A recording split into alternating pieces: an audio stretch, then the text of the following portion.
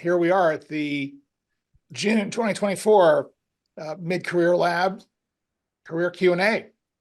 We have a full house here. We're waiting on our guest, Kerry Hannon, to join us. But we're already in a really interesting conversation about the impact of the pandemic. And Bob Gerst and I, and Bob, why don't you introduce yourself? Because I think you've got a really great background to talk about on the call. Yeah, thank you. I appreciate it. And thank you all. It's great to meet each of you. My name is Bob Gerst. I'm Vice President of Human Resources for John I. Haas, the largest hop producer in the world. And I am also a podcast host. People in Transition is the name of my podcast. And I had the good fortune of having John on my podcast. And Yes. So if you want to hear some more of John's thinking, and he did a brilliant job on it. I have to do a little shameless plug. Please do. I'm up to 107 episodes. Bravo. And so in the United States, there's about 3 million one episode podcasts. There are about 140,000 two or more episode podcasts. The delta is those people that do one and say, I'm going to bag this, too much work. So I feel good in terms of that. John and others have kept me over that. I'm in the top 50% of that 140,000. I love it. And we talk each time about, things like networking and resumes and interviewing skills and about the recruiting process and whether it is broken or is evolving. So anyway, yeah. That's my background. Well, that's great. And just to play the devil's advocate here, I think and I want to get Sandy Zweier on the call because she pointed out some interesting. Did you have some stats on this about ghosting, about the kind of the de-evolution of the response from recruiters generally? You want to kind of wade into this? A lot of vocalizing. Right. So there's a lot of anecdotal experience that certainly we hear about around bad practices from the recruiter community. And as I point out in my newsletter post this week, most recruiters are honorable, committed to talent, and Bob, certainly one of them. But there are a few bad apples that tend to spoil the experience for a lot of people, and particularly when you add ageism into the mix, and whether that ageism is on the part of the recruiter, and I think it may not necessarily be from the recruiter community or originate from the recruiter community. I think it originates more specifically in the employer community, but that adds another wrinkle into it. Right. Comments, experiences? I have never honestly been contacted by a recruiter that did not end up ghosting me after I interviewed with them. Interesting. They all said, this is great. We have to follow up. Let me talk to my partners and we'll set something up for next week, after wasting 45 minutes of my time. And I've never heard from one again. Right. So every time I get another, they've all come from LinkedIn. And every time I get one of them now, I'm like deeply suspicious. And most of the time I say, you probably don't really want to talk to me. But thanks for your interest, because I'm not going to waste my time anymore. Right. And what do you think it is? Do you think it is the ageism? Maybe it's me. It's you, right? Yeah, you're the problem, John. I don't know. I think ageism is certainly part of it. There's no question. But I don't know. I've never worked in the corporate world before, unless you kind of network. And that was a long time ago. But so I've always operated independently, and maybe just I don't have a corporate kind of way of thinking, and I don't know that I speak the speak. Mm-hmm. I don't know. Nobody's ever said, well, here's what you're doing wrong. Let's Right. put it that way. Yeah. I mean, I think it would be interesting if you have those contacts for those recruiters to circle back, maybe give it some time to mellow, but then to see if anyone will re-engage with you and say confidentially, here's what this was about. I guess I don't know. I mean, literally, I've had them set up meetings, and I'm sitting there on the Zoom waiting for it to start, and they ghost me. Right. Yeah, I've heard of people, and I think we talked about this on a call, one of these calls a few months back, where someone got onto the call and it was either the hiring manager or the recruiter or whomever was on the other end of the call took one look at this person, kind of did a double take, and then thumped around about, well, I'm sorry to say the position's been filled.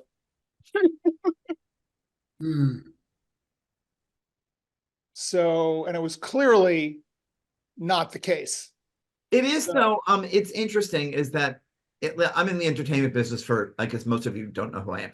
And one of the big differences post-COVID, pre-COVID, is that people don't feel the need to respond anymore. They don't feel the need to return emails, return phone calls. And I'm not talking about just me. I'm talking about like producers and agents that I deal with all the time. They're always saying, and maybe it's a new generation that wasn't taught, like Sherry Lansing returned every single phone call every day before she left the office. Brandon Tartikoff returned every single phone call before he left the office every day. And that's not the way this generation works anymore. They weren't trained for that. I don't think they care about it. And if you were to mention that to them, I think they'd be highly offended. Well, for the uninitiated, John's referring to a couple of really big time studio heads who were scrupulous about making contact, but that wasn't true of everyone. And I think that actually, if you were to get into the top levels of corporate America, the high functioning CEOs of high functioning companies, they would probably also return phone calls or figure out a way of getting someone to call back. So, without going too far down the rabbit hole, I want to kind of appreciate what you're saying, John, and also open it up. And Harold has a question. Please come on camera. My camera is not working. I would love to do that, but no worries, no worries. We will imagine how gorgeous you are. Well, I was going to say how unattractive I am, but that's okay. I try hard. In response to what John was saying, I had a very, very interesting interview with a hiring manager who looked at my resume and says, I see you've been in the workforce for over 31 years. And my impression of you is that you don't have the ability to change. I see you worked for a corporate. I worked for AT&T for 35 years. Therefore, I have an AT&T mentality and I cannot change. And I said to the interviewer, I said, one thing that they cannot train you in college and graduate school is the ability to adapt. And who moved my cheese? Because I worked in the workforce for so long, I have those interpersonal skills and I know how to manipulate and manage myself out of and into situations that are productive for not only the company, but for my whole team that I support. All I want to do is roll up my sleeves and get to work. I'm not coming in here to change things. I'm coming in here to be an asset. And they didn't know how to respond to that. So, and I'm trying to connect the dots to what John was saying. Yeah. I do understand that. Yeah. And Harold, I think you make a great point. And I think that was a great pitch that you made to them. And, the fact that they didn't get it is, again, not surprising, I think probably to many of us on the call. I want to just interrupt for a second to welcome Kerry onto the call. And there she is somewhere on the screen. Kerry, why don't you unmute and pop onto the camera?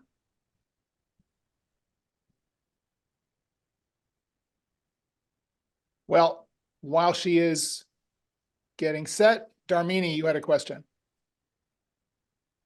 Well, I just wanted to chime in here about this responding to all phone calls or responding to all emails. And I just wanted to share a little bit of my experience with a corporation that productivity and results was so valued, so important, more than, and believe it or not, this is with a communications company, a telecommunications company, that the results at the end of the day was more important than the interacting with others or maybe answering someone else's questions.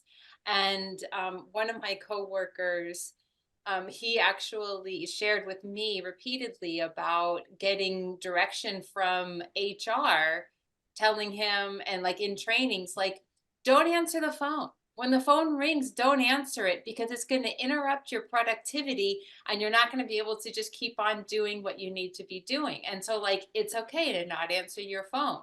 I don't Right. know if there was a, follow-up of make sure you get back to that person or something like that, but it's this drive for results, productivity, Yeah. over anything else just seems to be kind of strong. Yeah. I think that in a way, funny way, goes back to what John was asking about in terms of post-pandemic practices. And I think this goes to company culture. I want to introduce Kerry Hannon to everyone. Miss Kerry, say hi. Hey, everybody. Sorry I'm late. Just getting stuck with some technology things, but No worries. thanks for the invite, John. We're all warmed up here. So we're having a conversation about recruiting and about best practices and bad practices. Before we get into talking with you, I wanted to wrap up this conversation by asking Bob and then Joe to weigh in with their questions or comments.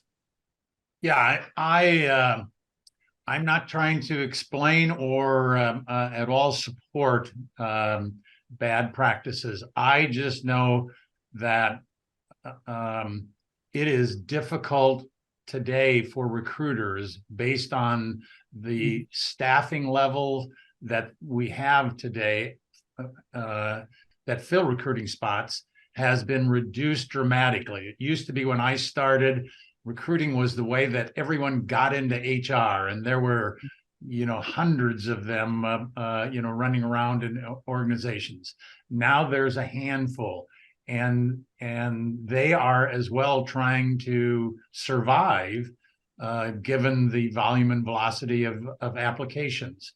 4, 5, 600 applications for one position.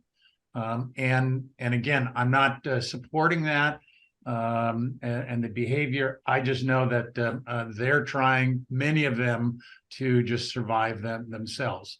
And the second point is that from my standpoint, and I know that this sounds, a little bit sanctimonious. I don't mean it that way, but quite frankly, if you find a company that is behaving badly, John, and it sounds like you've had a number of companies that have behaved badly, maybe they have protected you from making a bad decision and joining those companies, because there are good companies that are out there that continue to behave well.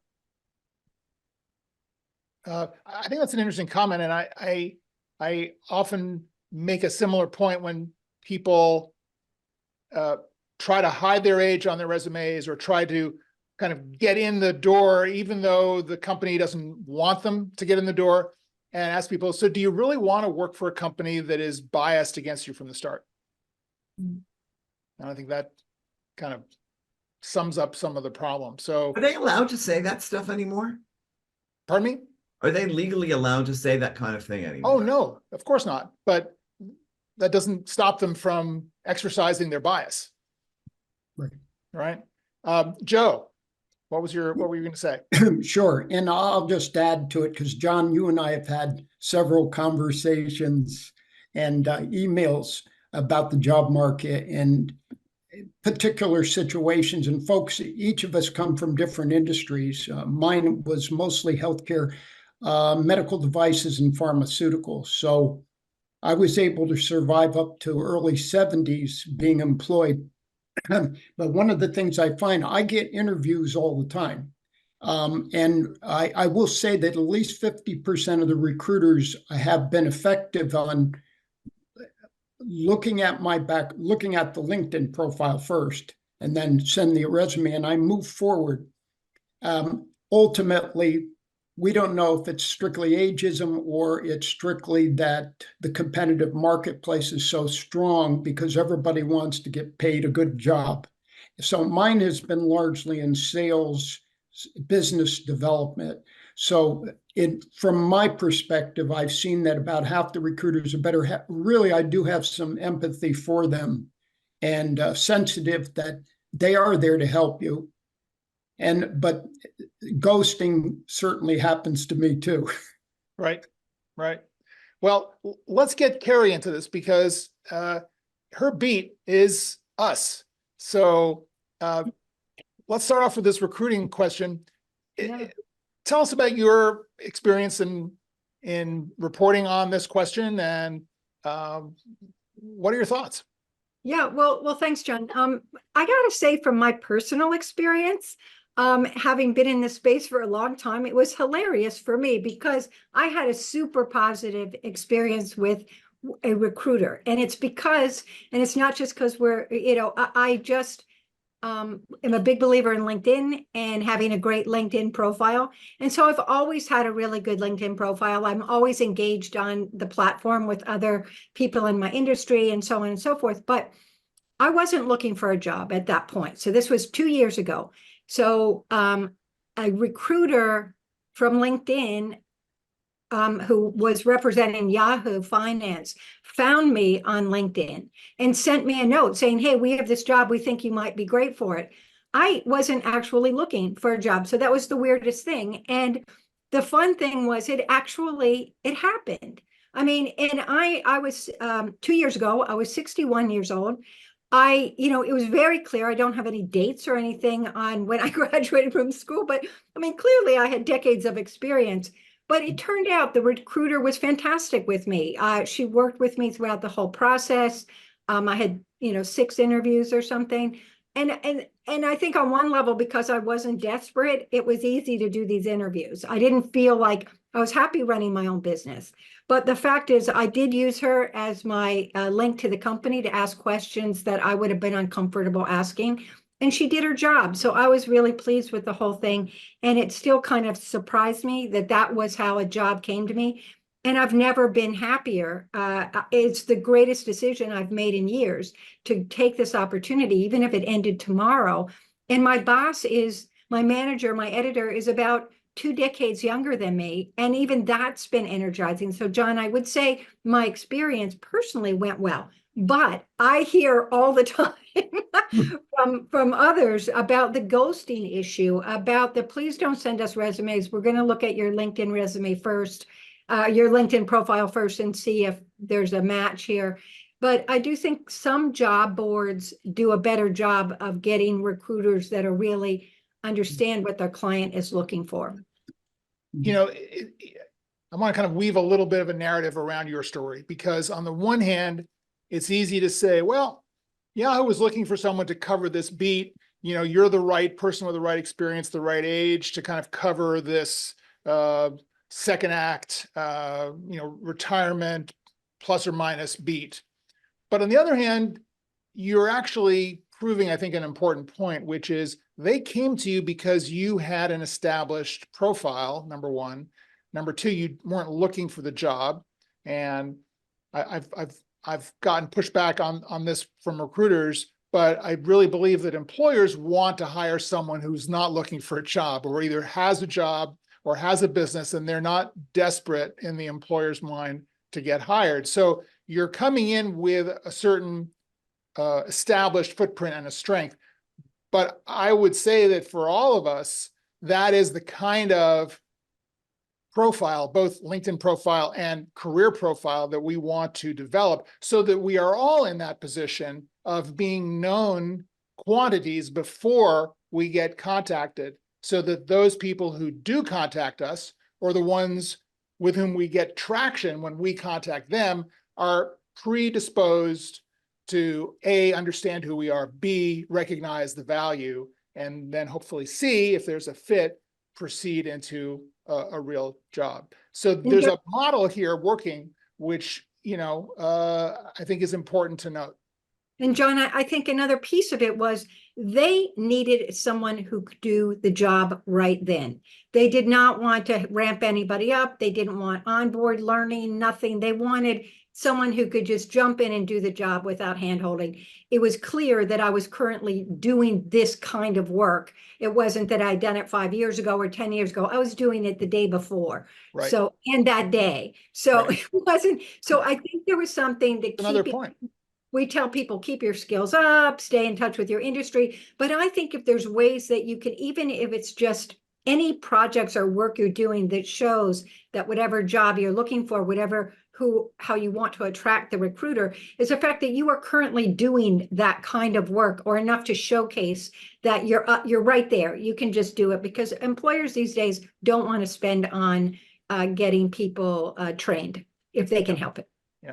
Hey, Bob, I know you have to run to another call, but I wanted to give you a chance to kind of weigh in a little bit and do a parting salvo.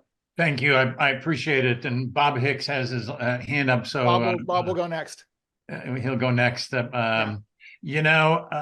Recruiting is a matching process, and the faster a candidate can show to the hiring person that they're a good match. In Kerry's case, they were looking for someone that could, start doing work that afternoon. Some positions, the match is going to be different in terms of that. It's important as a candidate that you have a clear understanding of what the role is and sell the value add that you have, for that company. Kerry's 100% correct. I used to have all kinds of time to go through orientations and ramp them up and make them feel good and so forth.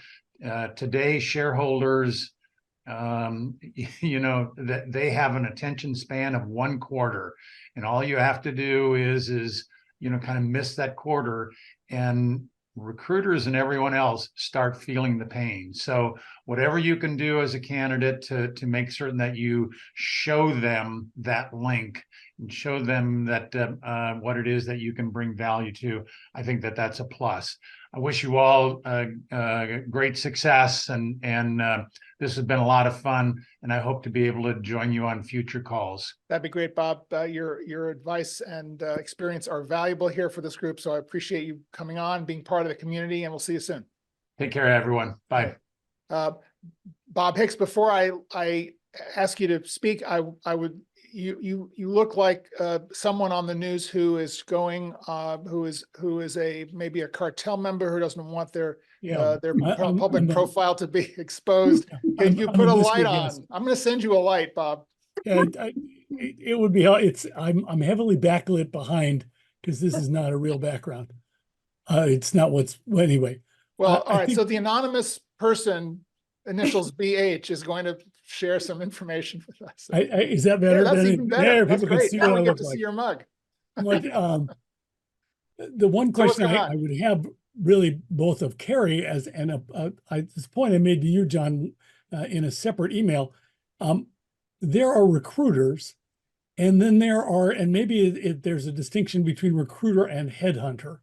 And I think for many people they're synonymous, but I think there's a difference, and it's often, if you're the one being contacted, I think it's often critical to understand how that recruiter or headhunter is being paid, because some of them are being paid on a so-called contingency basis. These are the same as the lawyers who don't get paid unless you get paid on the lawsuit when you tripped and fall in the supermarket. They only get paid if they put a body in the chair. There are many other recruiters and headhunters who are paid on a lump sum or a hourly rate basis to identify and find people for positions. Right. Often they're more senior positions, but not always. And It's called they're retained search. primarily interested in making the right match, because it's their reputation of I can find the right kind of people for you, so you'll hire me again. Yeah, good And point. so I think it's definitely worth understanding, Right. how is that recruiter being compensated? Yeah. Uh, And that's a John question said they're that an you can ask. employee of whatever. Point is made. Anyway. Thank you for that.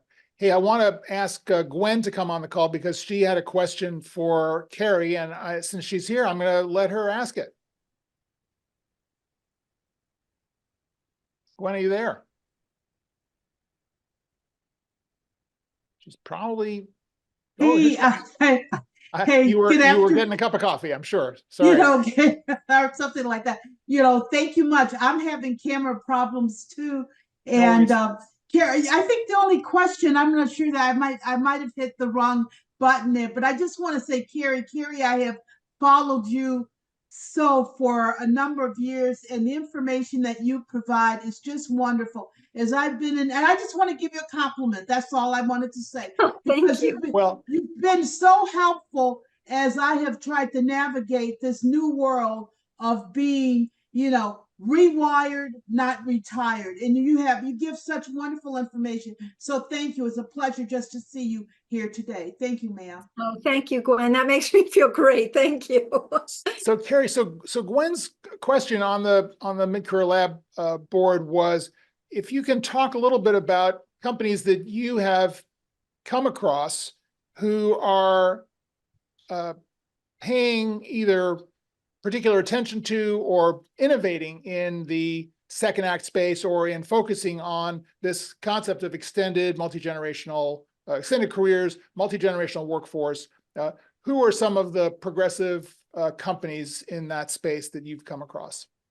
Oh gosh, that is such a hard one, Gwen and John, because so many companies give lip service to that. Yeah, we're actually getting started doing this, and we are paying attention to workers, and I'm going to say over 50, although I think 50 to 60 and 60 to 70 are two different job markets, but nonetheless, they say, oh, we are hiring more. But I don't know if the hard numbers are really showing it. We have a lot of people sign up for AARPs. Their badge of, saying that these are employers that are age friendly. And Tim Driver's retirement, what is it called again? Well, Retirement Jobs is the website, but Age Friendly Employers is the initiative that he's sponsoring. And AARPs is experienced workers, is that what it is? But both of those, and I like Tim has really gotten some great traction with his, and he feels confident that some of those employers who are on there are actually doing what they say their intentions are. And I do see it a lot in case by case where it's the intergenerational thing. They're getting it. They understand that they do, especially the last year or so with the tight labor market, they've realized they have to hold on to experienced talent or attract it.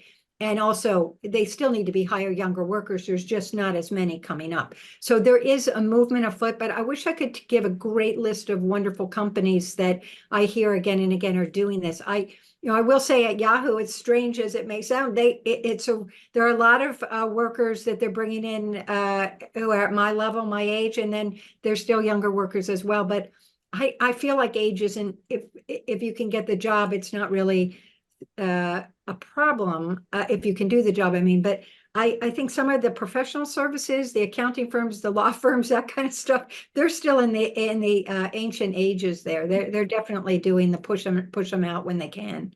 John, do you have any specifics? I mean, I'd be happy actually, Gwen, I do have, through some of my research, some specific companies that I do applaud, and I tend to interview folks from them. I recently did a column based when I was at the American Society of Aging conference earlier this year.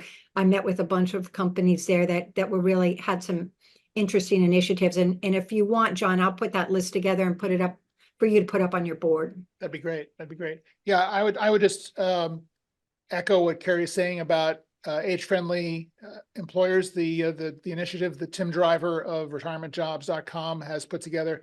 He's been an activist in the space for forever. I think he started Retirement Jobs in 2008, something like that. I mean, he was very early in on recognizing this career space. So you can, Gwen and others, follow him and follow them on LinkedIn. He just had a post up. I think a guy named Chris West, who's a workforce researcher, put up a study about the advantages of for companies who are hiring older. So I think there is definitely, I think, Kerry, you'll confirm this. We're seeing more in the press and in the general discourse about the value of older workers, and a lot of these traditional pushbacks are starting to fade away slowly but surely. We've got a lot of work left to do, but I see a trend.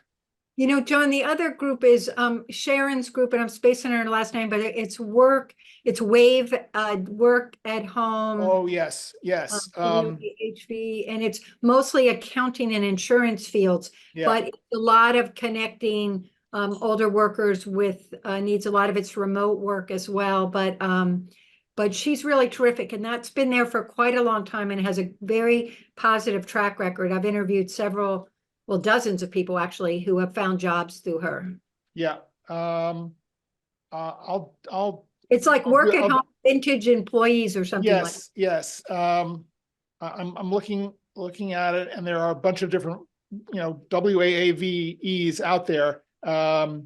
So I'll do a little bit of digging, and I'll post that for everyone. And Flex Professionals, like here in the DC and Boston area, Flex Professionals does an amazing job of placing people. Initially, they vet the companies, they vet the person, they match them. Age isn't a real barrier there. I've interviewed dozens again of workers over 50 who have found work through Flex Professionals, and it was started by 3 women who had stepped out of the workplace, tried to get back in, and couldn't find work at their ages, and they started this agency, and they've just done a tremendous job in both of these areas. But and it can be full-time as well as part-time, but they often start out in contract positions and then expand into full-time. But it's worth checking out their website as well.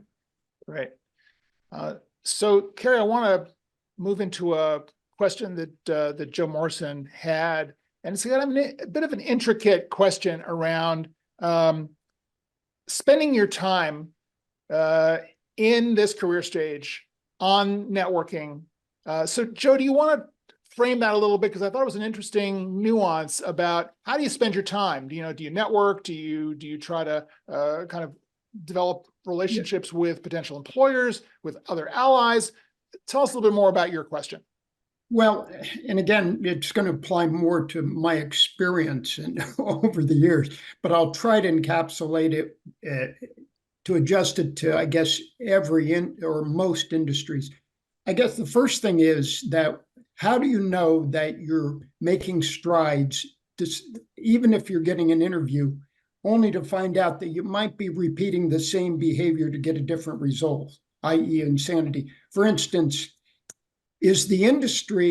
have I outgrown an industry? So for instance, biotech or pharmaceutical, there's so many candidates and I've observed that the ages are getting younger and younger for like Syneos, Ashfield, those contract companies that line themselves up and contract with the major pharmaceutical companies, finding it's now 2 to 3 years experience, maybe a year or 2 B2B.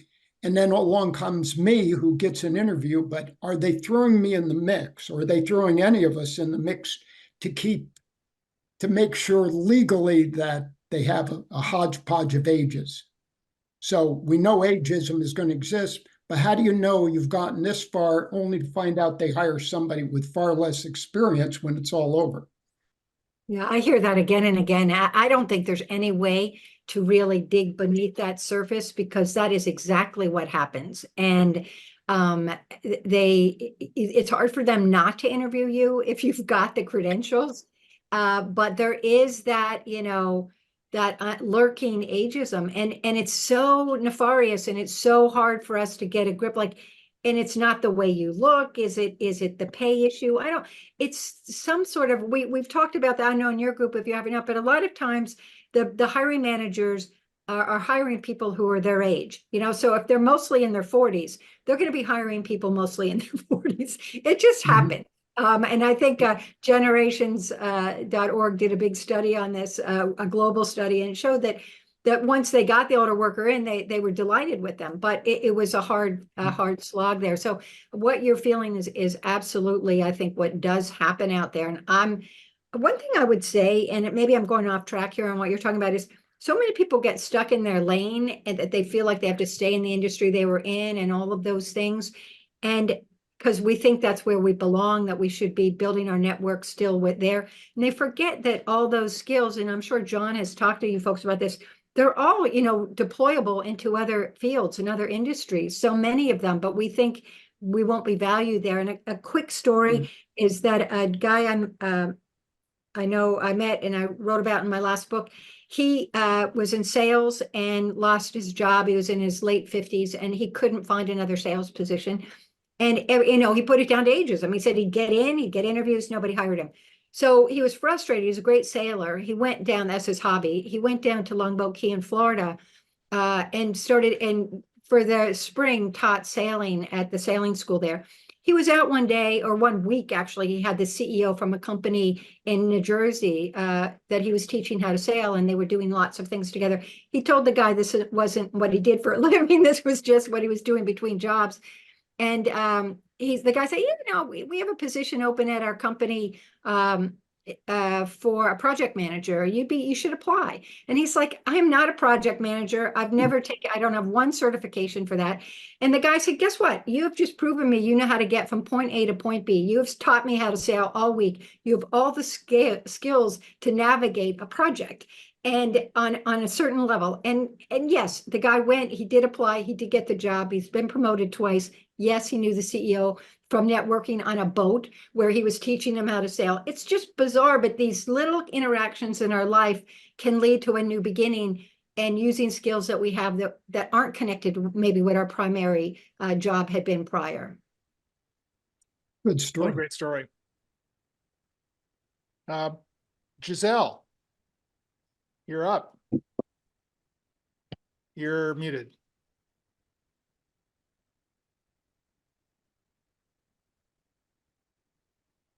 There we go. I'm unmuted now. You're Okay. good. Thank you. Good to I see just, you. actually, I raised my hand on something else, but I'm very intrigued by what Kerry just shared. And I think that's, such an excellent example. I wonder if you have any ideas, Kerry, for how somebody could have that kind of experience or plan for those kinds of experiences so that they can discover a new position or a new career, so to speak, and positions within it that are a good fit, even though it's in a different industry. Yeah, I mean, it goes down to that old soul searching, when we figure out what are we really good at, what are our skills, we forget to take into account some of our hobbies and some of the things that we take for granted, or even stuff we do with our families, caregiving and so forth, that are really actually skills that are in demand in the workplace. So a lot of that is doing your own inventory, your own exploration of, and also what brings you joy, what of those skills actually delight you and bring you joy in some way. And you try to explore, well, I wonder where I might be able to use that and get paid to use it in a way that I enjoy doing. And it becomes a bit of a jigsaw puzzle and an experiment. But I do think they're out there, and often it is the serendipity of looking around, and when we're doing those things like our hobbies or caregiving things or what have you, and talking to people about what they see as opportunities out there. And it might be so unrelated to your current field, but you go, yeah, they understand what I'm looking to use, what skill I'd like to do more of. John, you probably could add to that a little bit. I think that's a discussion we've had.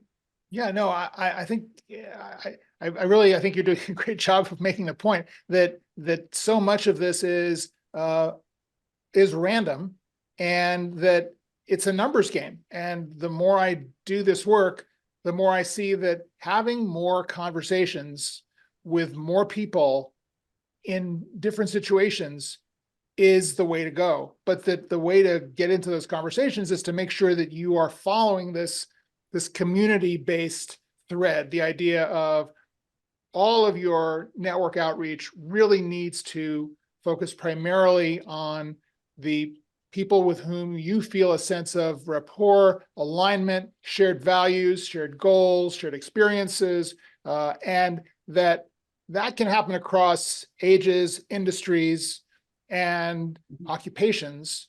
But you need to be open.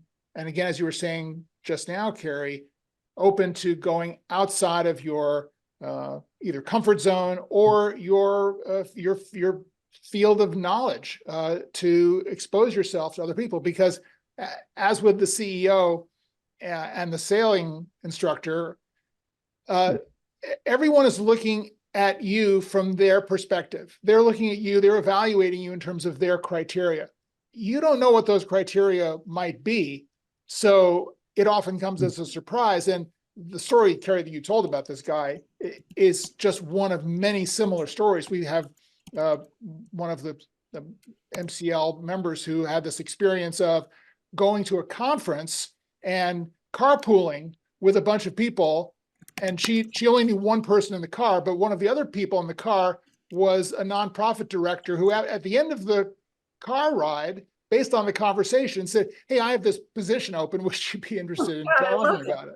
I love Right? it. I love it. So, and So good. Or you know, John, another thing I had happen yesterday, even somebody who has been in the aging space, which John, you and I have both been involved in, who I've known this gentleman for maybe a decade or more, probably more. He contacted me yesterday to see if I was interested in doing work for a university doing speech writing in this area of second acts and stuff. And I've never written, I don't even write my own speeches. I just talk, you know? So I'm like, wow, well, that's interesting. And academics, really? And so, you know, it's not really something I don't know. It shocked me, and it sort of made me think, is that something that I would enjoy doing? And so anyway, it's in my line, but it's off to the left a bit. yeah, right.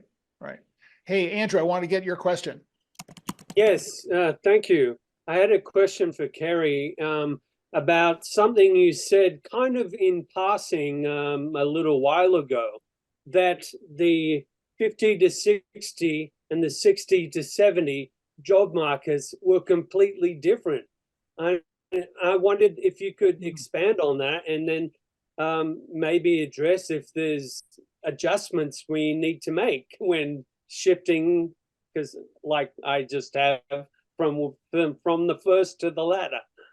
Yeah, well, you know, that's a really great question, Andrew. I just think everyone gets lumped together in this like over 50 group, where somebody between 50 and 60 they're still like pedal to the metal career-wise, as far as I'm concerned. They're still at their prime earning years. They should be in prime earning years, and they still often have big financial obligations. So they have certain needs and desires, and they see that there's still an upside to whatever their endeavor is. There's room to grow. And I think employers are somewhat more interested knowing that they may bring them on they'll be there if they chose to for a decade or so.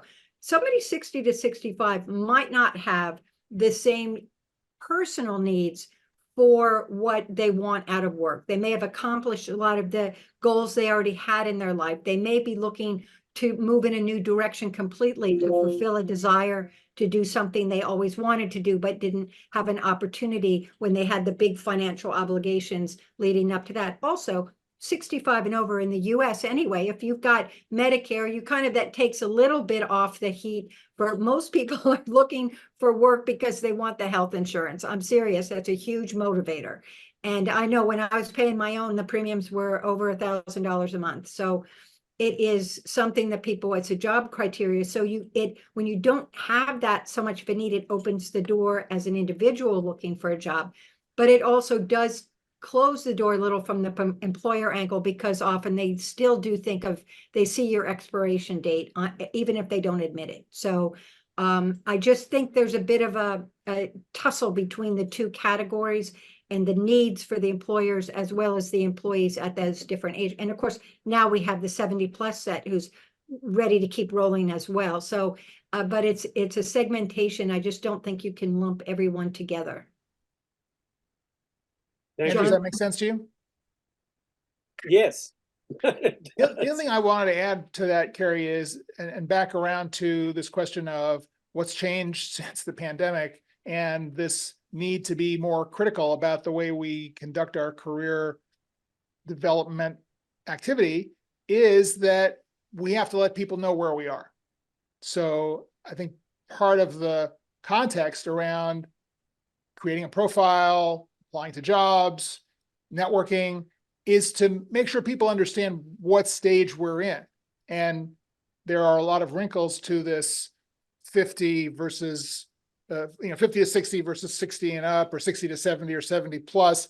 I think it's not so much about age specifically, Kerry, as you were alluding to, but it really is about, so where are you in this process, right? What's your appetite for work? How do you see the work? How do you see the impact you want to make? What are you prepared to offer in terms of your availability, part-time, full-time, consulting? What is the wraparound to the core value that you offer? You want to make sure that people understand that, employers understand that, so that you can find that right fit. Yeah, like I would say, John, at my age, at 63, if Yahoo Finance said to me, Kerry, you know what? We really need you to work in-house in New York City. I would say, guess what? I'll see you later. Because you couldn't pay me enough money to work in an office environment again. I don't mind going in to visit for a day or two, but I've done that. I've been there. It's over. At this stage in my career, I want flexibility. I love remote work. It suits me. So that's a hard no for me if that were to come up in a job thing. And I'll go to the mat on that one. And I think this also relates to the concept of phased retirement. The idea that retirement is not just a cliff that we drop off of at age 62, 5, 7, whatever, but that in this world of, I want to stay engaged, but I don't want to do it the way I was doing it. I want to kind of live a little bit. I want to kind of take it easy. I want to, either do a side gig or have some hobbies or whatever it is I'm going to do, or play with the grandkids or just travel, whatever that might be. You want to be able to phase this out. And one of I think the developments that's going on in the career space is an increasing openness to this. It's really a win-win for companies to allow people to tail off, put in less hours, take on more strategic mentoring, advisory roles, and kind of configure the workforce that way. Yeah, I don't think a lot of them are making those officially a company doctrine, because then they have to offer it to everybody. I still think they're cherry picking the individuals that get to do that for this work, but you can prepare yourself to do that, I think, for sure. But John, I know that your time is running down here, so I just want to jump on one other quick thing before another. Yes, that'd be great. It's the most important thing, and I kind of started that off with the question about the age, what your needs are at different ages, but being financially fit, it's nothing to do with your job hunt, but it has everything to do with it. If you can get, pay down debt, be lean and mean, and actually not and understand what you need from that job in terms of salary, like how much, do you need a certain salary in order to meet your monthly bills or obligations? Because if you do, it changes so much what kind of job you can go after and be open for accepting, because financial fitness, I mean, it is just the imperative at the bottom line of a job search, because it empowers you to find work that you really want to do without having to do something in order to get that paycheck. So I think that's a really important thing that we can all control. You can control that yourself. And it's super helpful in terms of preparing for your future and the next job. Great message. Thank you so much for that. And I think we're going to end it there. I want to respect everyone's time. No, I think it's a great positive note. Be prepared, be resilient. And again, I'm not sure if John Moss is still on the call, but back to this question of what's changed since the pandemic. And I think resilience is a very important quality that we recognize we need to prioritize. So with that said, I hope you guys had a good time on the call today, learned some things. Thank you for those you contributed and asked questions. And Kerry, of course, always great to see you. I really appreciate you coming on the call. And we'll see you guys next month. And we have Thank you, John. another Thank guest you, coming on Kerry. next month. Bye, everybody. Good to be here. Take care. Thank you, Thanks, John. everybody. Thank you, Carrie. Have a good afternoon. Bye.